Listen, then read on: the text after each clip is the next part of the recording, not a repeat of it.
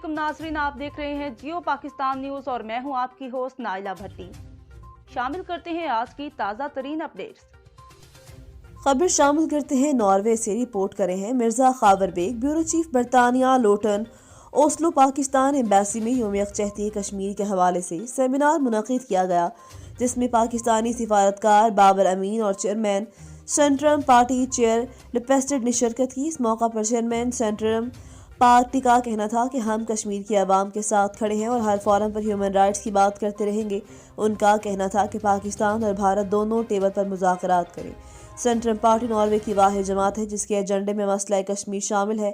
इस मौका पर एक इंटरव्यू में काउंटी मेंबर हमजा बशारत का कहना था कि भारत की ज़ेर कब्जा कश्मीर में हमारे बहुत से ख़ानदान हैं जिनसे अगस्त 2021 से कोई राब्ता नहीं। हम हर सुबह इस उम्मीद से उठते हैं कि अपने ख़ानदान वालों के साथ मुलाकात कर सकें और खुशी से ज़िंदगी गुजारें। हमजा बशारत ने इंटरनेशनल कम्युनिटी से अपील करते हुए कहा कि इन हालात का जायज़ा लेते हुए Thank you so much.